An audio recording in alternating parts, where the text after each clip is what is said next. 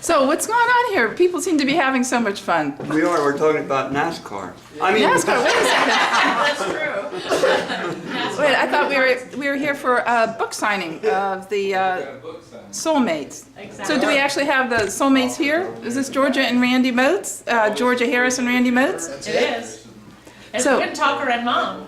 All right, well, so you're here signing your book. Tell us about your book and how you met.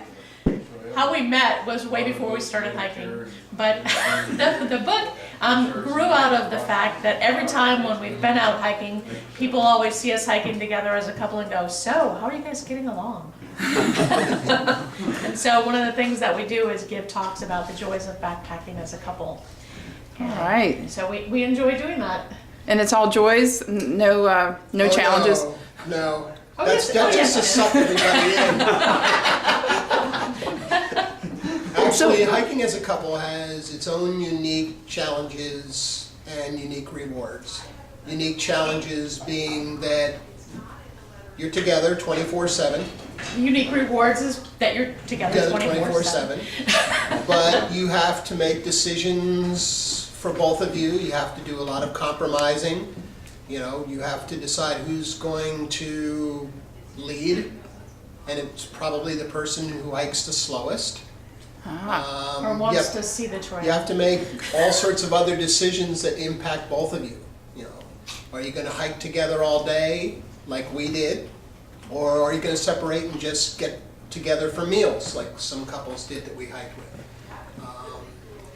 But as far as the unique rewards is that you get to share all of the adventure together at the same time, and now even years after having done our thru hike, we can be driving along the highway, say in this area, and look up at the mountains that we hiked during our thru hike and go, remember the day we were up there and it rained, or we got caught in the lightning? Or when we were at Garvey and it was snowing. And both of us know exactly what happened that day, how we felt about it, and you don't get to do that if you're hiking solo.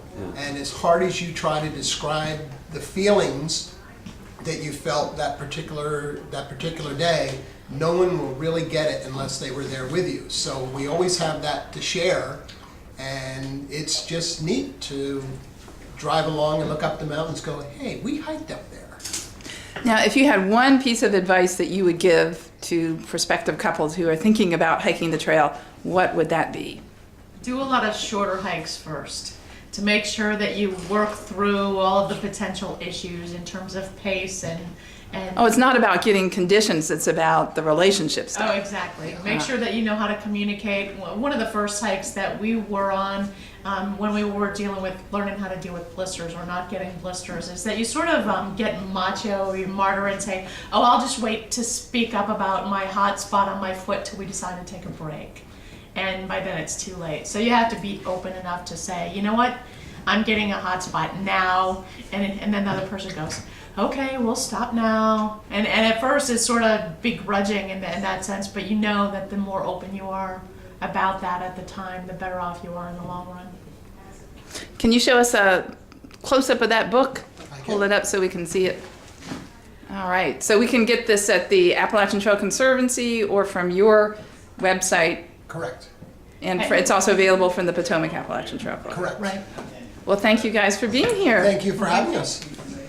And here's the close-up of the poster, and we'll just do a pan of our visitors and all the wonderful goodies, including our red velvet Appalachian Trail cake, the highlight of the event.